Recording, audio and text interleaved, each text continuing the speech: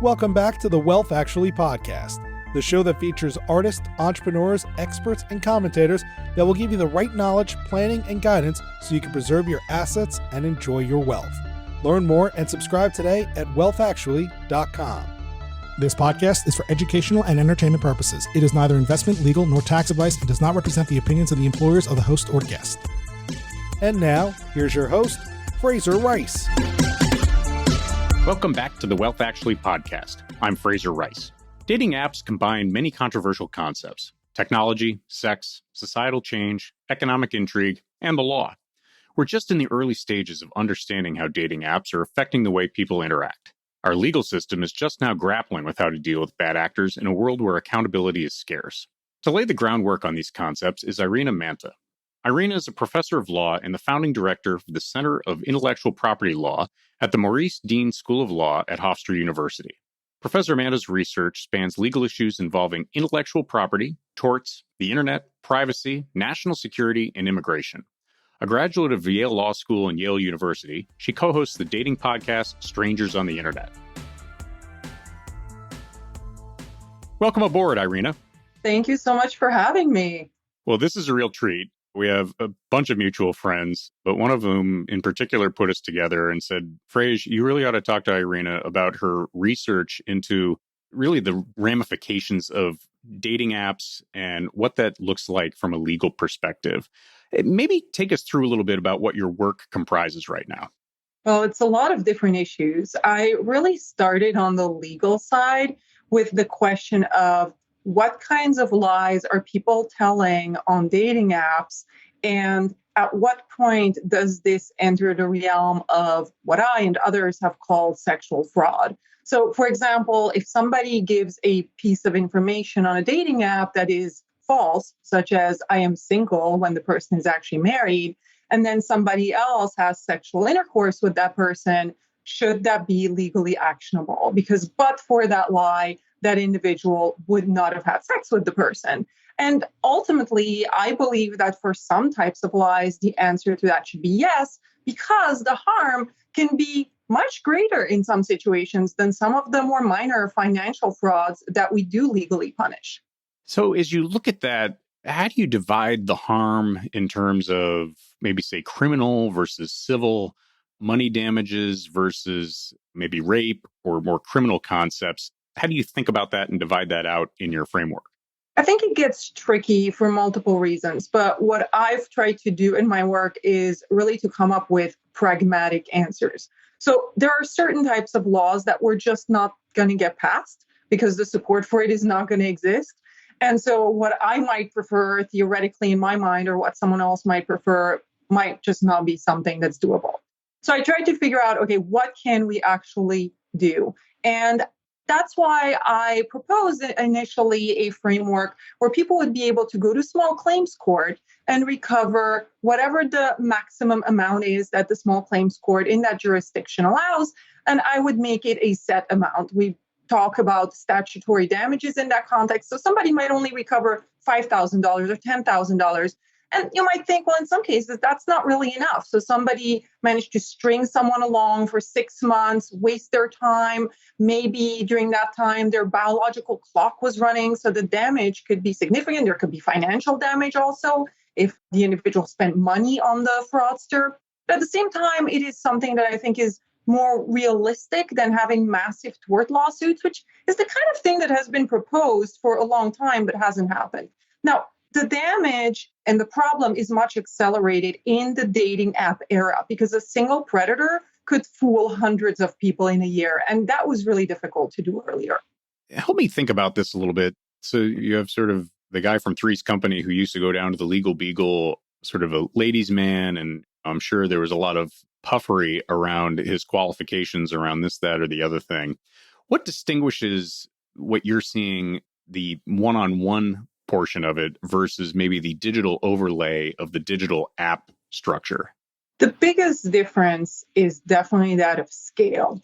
So the fact that if somebody was going to a bar, the rate of success was probably not nearly as high. With dating apps, one can swipe through hundreds of profiles in a day, maybe even more if one is super ambitious. And so I think that's the big difference. And also one meets people completely outside of any social context. So at the bar, maybe at least like the person has a friend, or you can kind of contextualize them at least a little bit. But on dating apps, oftentimes you have absolutely nothing to go on. It's also one of the biggest perks of dating apps. You meet people you would have otherwise never met. Yeah, I was going to say, so in person, I mean, you can't fake being 6'3" if you're 5'8", and if you're balding, you're balding, and if, that type of thing. If you're 30 pounds overweight, you can't come in and say you're a triathlete. That gets figured out pretty quickly. But on the dating app, you're saying if you do that at scale and the misinformation triggers certain things, that's the problem you're trying to solve. Yes. And in a way, I am less concerned about things that will become obvious when people meet for the first time. So, for example, they don't like somebody's height. Well, they will see that in person before more harm is really done. But when we're looking at the big ticket items, and oftentimes that is marital status, but there are others as well, that's really where things get very, very problematic because we don't have a national marriage database. It's not that easy to figure out sometimes if someone's married, or they might not be married, but they're in a serious relationship. So there are other things like that we could look at. This is really how my work started. And then it just grew and grew and grew, and also went outside of the legal issues. So I'm working on a book called Strangers on the Internet that also delves into a lot of the cultural issues. And I also, a couple months ago, together with psychologist Michelle Lang, started a podcast called Strangers on the Internet, where we delve into some of these issues and also talk to guests about their experiences. And you would not believe some of the stories that people have told me. I mean, people think the Tinder swindler that they saw is this weird thing that almost never happens. And yes, the scale of that story, so for those who haven't followed it, this involved an individual that bamboozled women out of millions of dollars. So yes, perhaps that's not something that happens very often, but some form of fraud has happened to many, many, many people who have used dating apps. And this idea that, well, you must just not be that smart, or you must have been too desperate, or all of this other victim blaming that people do is really unfair. While there are things that people can do to protect themselves, and I, again, along with my co-host Michelle Lang, we talk about some of these things on Strangers on the Internet and elsewhere. At the same time, we can't forget that the predators are the ones at fault and need to stop doing what they're doing. Well, and it's preying on people's want to believe. And oftentimes people are willing to forgive a lot of the different red flags that are out there when in a position to protect themselves. Dating app, to me, seems like it can mean a lot of different things. I mean, certainly like Tinder and Bumble and a bunch of others that, frankly, I don't really even know that much about. But how do you sort of define a dating app? I could almost envision LinkedIn being a dating app in some ways. How do you get your arms around what to focus on? I'm laughing that you mentioned LinkedIn because there is a matchmaking agency that a couple months ago tried contacting my husband to recruit him, I guess, as a candidate for their services. So you are more right than you think about how even LinkedIn can be a dating app. Certainly, there's a lot of overlap between all sorts of social media and apps that are specifically designed for that. And now we have services like Facebook that will have different segments of their services that are geared toward either dating. So Facebook dating is intentionally separated from the rest of Facebook, so you can make sure your friends don't see you're on there, etc. So there's really a lot of overlap between these, and I don't look at them strictly, but I have mainly focused on what you're thinking about when you say Tinder, Hinge, Bumble, etc. One of the interesting things I want to mention about these apps is people often will try to pick a dating app where others are interested in the same thing that they themselves are interested in. So Hinge, for example, markets itself as the relationship app. So you might think, great, if you're a woman looking for a monogamous relationship with a man, why don't you just get on Hinge instead of on Tinder? Well, guess what the predators are doing? If they realize a lot of the women are on Hinge, they're going to go on Hinge also. Usually, in fact, they're on lots of different apps at the same time. And you will see certain individuals that will have different dating profiles even within the same app, but definitely across different apps, because they're trying to cast a wide net. I also want to say a word about red flags that you brought up. Like, why do people disregard red flags? Well, certainly some people are not that informed, although there I would say, do we not care about uninformed people? Do we think that they should just be victims and we shouldn't protect them? No, sometimes they're the ones the most in need of protection, whether that's social or legal or whatnot. But when it comes to disregarding red flags, we have, and this is the stereotype, but unfortunately it's also the truth, we do have an imbalance in the dating pool that gets worse and worse for women as they get older, where a lot of men are seeking women that are young and look a certain way, etc., and contact women that are farther and farther apart from their own age. And so you have a rational incentive sometimes to think that a red flag maybe is only an orange flag, and maybe you shouldn't drop the person right away. And that's another thing that I haven't really seen that many other people talk about, that looking out for red flags is a double-edged sword, and that it's not always as simple as, oh, well, you should just drop this person at the first sign of suspicion. So let's talk a little bit about the difficult or bad incentives that the apps send out. And largely, being a guy, I'm probably right in the crosshairs of whatever my brain talks about or thinks about. It's sort of like, oh, these apps attack the male psyche and create these difficult incentives. How do you think about that? The first thing to consider is that when it comes to dating apps, most of them don't want you to find a monogamous relationship and leave the apps. They want as many people to be on the apps for as long as possible and keep playing, right? And get just enough gratification from using these apps that they stay on there, or worst case, like take a break and then come back. So the business model in the first place is not geared toward what a lot of people actually are looking for.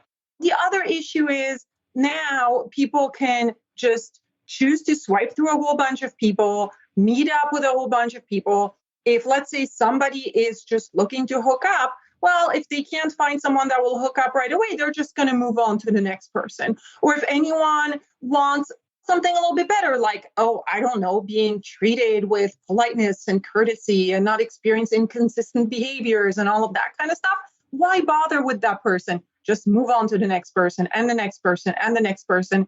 There's that gamification aspect that is completely intentional, like the swiping and the gratification from seeing like, somebody thinks I'm hot. I just matched with someone again. And some people, in fact, that is how they use the dating apps. They never even talk to someone or never even go on a date. It's literally just a hot or not service to them. But even beyond that, this idea of I'm going to bag as many conquests as possible is still alive and well. And I was just having a conversation with someone on this issue of, I don't think it's as simple as saying like, well, women just need to go on a collective hookup strike. And if women just stop hooking up, then everything will be better. First of all, good luck getting over that collective action problem. Even assuming we could do that, what really, really worries me right now, this is something I'm thinking about a lot right now, is are there quite a few heterosexual men who would rather not date at all, meaning sort of get lost in a world of porn and video games and just solitary pursuits like that, that would rather do that than invest in a relationship and then put in the work? I'm wondering whether we're dealing with some kind of crisis of either extreme entitlement or whether there's an element of laziness, or what exactly is happening to the culture that is moving us in this direction. The world of internet / social media / let's call it the devolution into sort of incel territory that you describe, to me, that seems like it's a tangible thing that we can point to as existing and growing. How to fix that, it's unclear, especially as the different barometers of success are challenged and more difficult. And so the bromides people used to lean on back in the day are being challenged, and a lot of the roles, et cetera, are up for debate. It'll be interesting to see how that manifests itself going forward.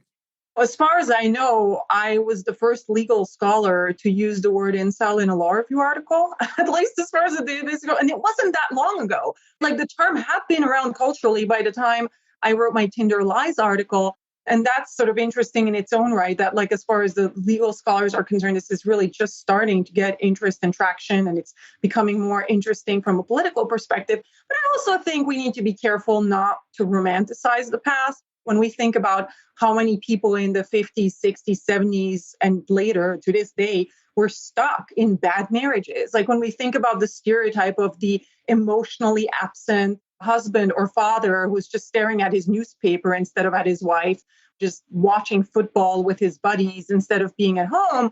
And now a lot of women say, you know what, I'm just not going to put up with that anymore. I can make my own money. Worst case, I'm going to raise kids by myself. Yeah, like they don't need that in their lives. But I feel like there's some catching up that needs to happen here culturally as to, okay, what is actually reasonable to expect in a relationship? Like, what do we actually want from each other? And one more thing I would say is this. I think a lot of men who fall into that incel or quasi-incel territory, they really don't know what they're missing. Like, they don't know what they're missing about what a good relationship can be like, and that some of the skills that they don't currently have can be learned. That's something that's a bit of a tragedy in its own right.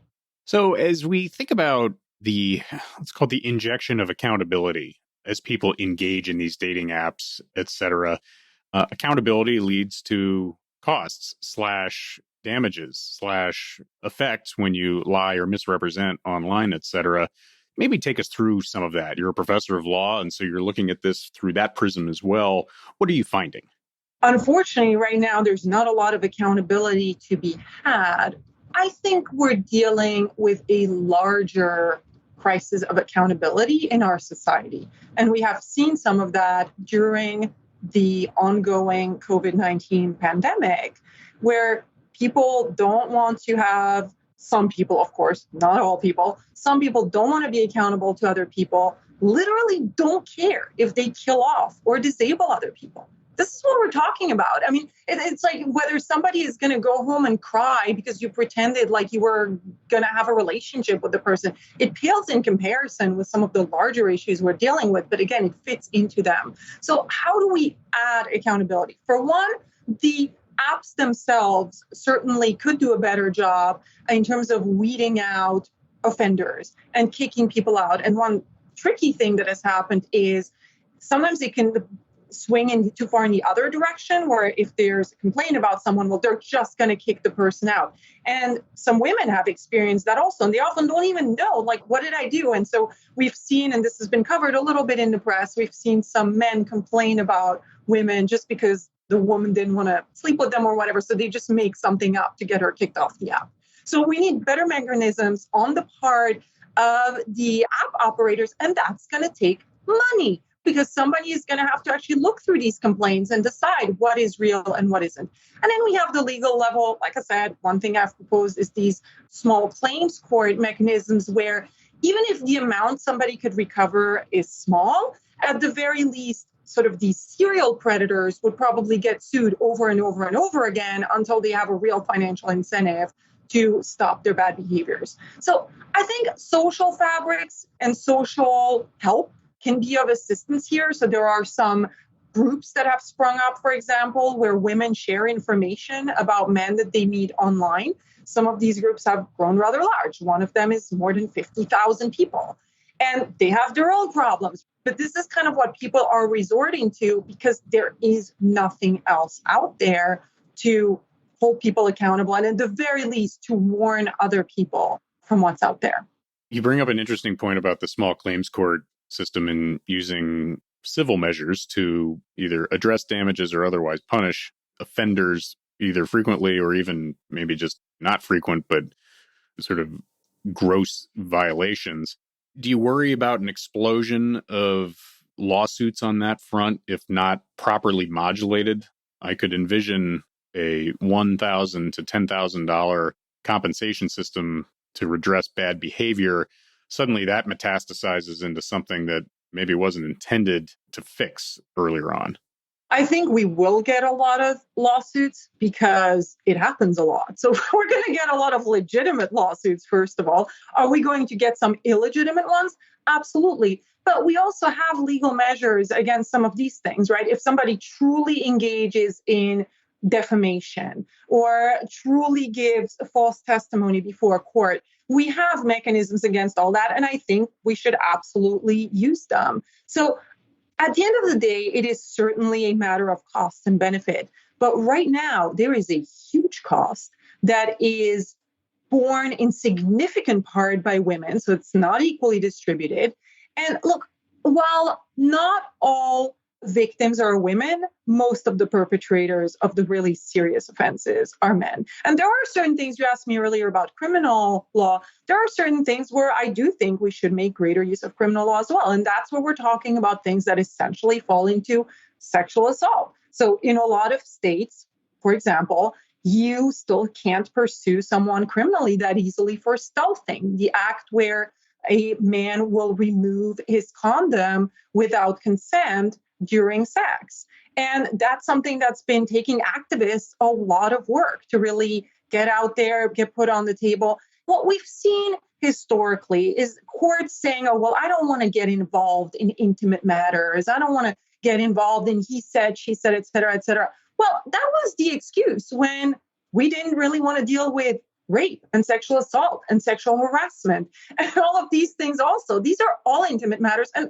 when you look at family law, for example, the courts are deeply involved in intimate matters all the time. You look at divorces, courts go through text messages that people send each other, or when it comes to custody issues. So it is hard not to feel like, no, it's not really, at this point, it's not really an absolute ban on getting involved in intimate matters.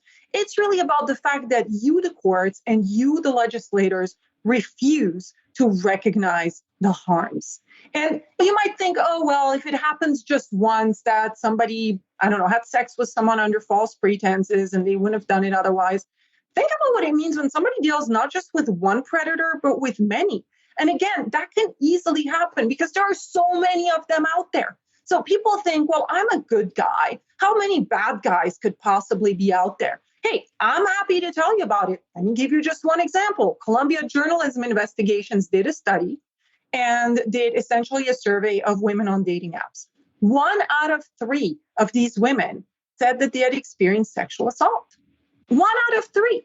That is a tremendously large number. And you can say, oh, maybe it's actually a little bit more, a little bit less. It doesn't matter. It's a lot of people. It is way more people than we should tolerate as a society. And again, you can look at the larger picture. We have thousands and thousands and dozens of thousands of unprocessed rape kits in this country, whether you're talking about rape that happened related to dating apps or not. So we, as a society and as the people who elect the individuals who are in our government, have apparently decided that this is not a priority, and that's completely unacceptable.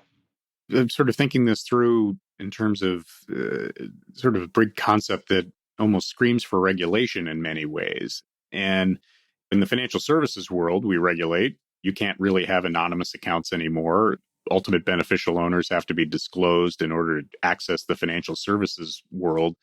Is that sort of a scheme appropriate for the dating app world? Is anonymity something that should be done away with?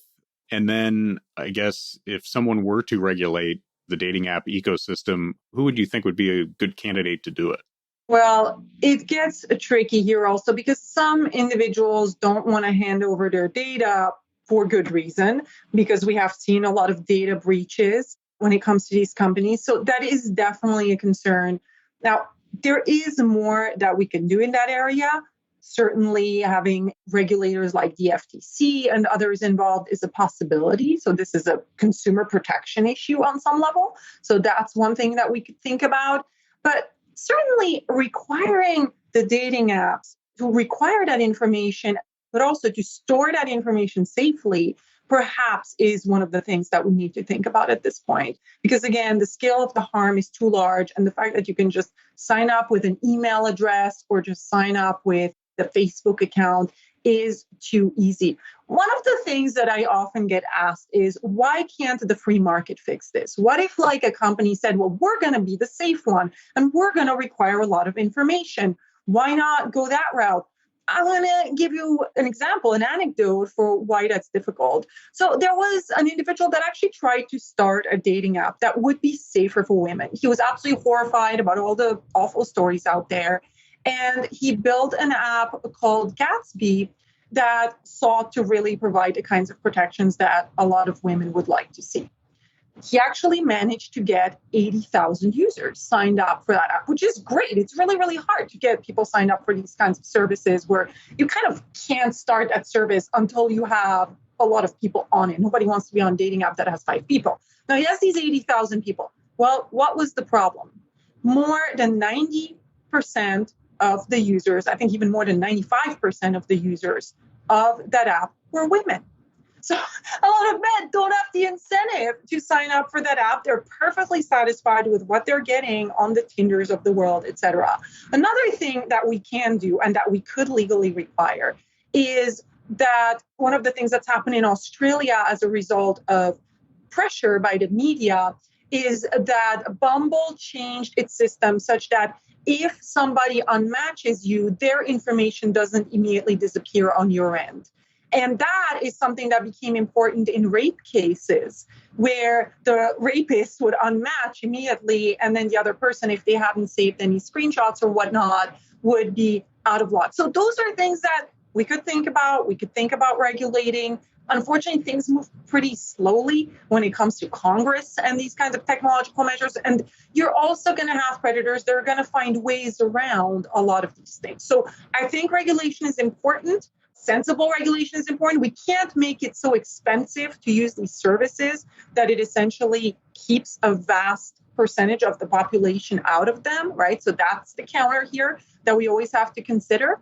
But at the same time, it seems like thinking about things like a notice and takedown system like we have in copyright, it would be potentially another measure. So, okay, you didn't know there's a rapist on your app, but when somebody tells you that there is and gives you evidence for that, maybe you should have an obligation to remove the person. So those are all things I would consider.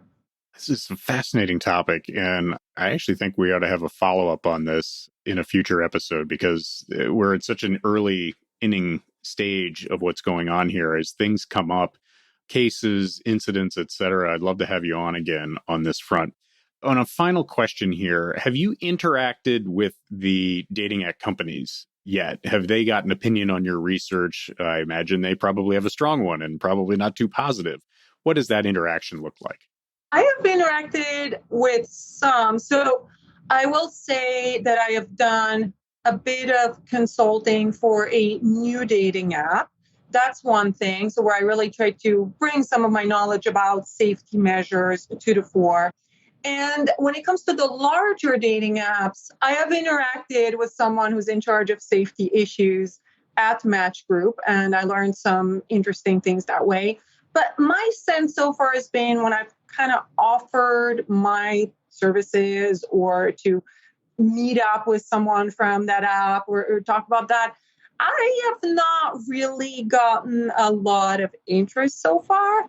I will also tell you that I am currently banned from Tinder. I believe that is because I was open about the fact that I do research on these apps. Now, I never collected anyone's user data or anything like that. But the sheer fact that I mentioned research, what I suspect, because I don't know, because they don't give you a reason, was enough to get me kicked off. So it's the kind of thing where I don't think some of them necessarily love what I'm doing. I think some of them might be more open-minded than others about having conversations. And I also think they might want to think about this in greater depth because I am not their big enemy. I'm actually somebody who sees a lot of benefits to these apps also. And look, I found my current husband on a dating app. So I know they can produce very nice results also, but it just has to be done in a way that is sensible. And I think they're going to see a lot more backlash. We've seen a series of articles by ProPublica that were very, very interesting, going through how little time some of these apps spend weeding out sexual offenders, et cetera. So they've got a lot of bad press coming in their future if they don't address these issues. And they're doing some stuff like Tinder partnered with Garbo, which is a background check company, and that's pretty recent. So it's going to be interesting to see what comes of that. And you get like a couple of free checks, right? But just the stories the apps are telling about, it's too onerous for us to collect information or all of that kind of stuff. I think some of that is going to really fall apart like a house of cards. And I do believe they should be having conversations with academics and others that are serious about this. And I definitely, if any of them are listening, I definitely welcome having those conversations. It just takes one bad lawsuit to blow up the franchise, that's for sure. Irina, this is really fascinating, and I'm going to have you back on when events warrant, which will probably be some lawsuit or some incident that needs attention. How do listeners find you? Yes. Well, thank you so much, Fraser. And the listeners can go to Strangers on Internet. So without the, just strangersoninternet.com. They can also find us on Twitter and Instagram @SwipeStrangers. So that's a good way to get in touch. My Twitter account is @Irina_Manta. And we always welcome interactions with users of dating apps and listeners. There's also the Strangers on the Internet Facebook group. So we've got a good community going. And yeah, well, we love what you've been doing with your podcast. We aspire to some of the same. Oh, I appreciate it. I'm going to have all of that information in the show notes for people too. But Irina, thank you very much for being on, and continued success. Thank you so much. And, if people also want to just look up Strangers on the Internet on Apple Podcasts or Spotify, that's another good way to find us. It's been a real pleasure talking to you. Thank you so much, Fraser. Likewise.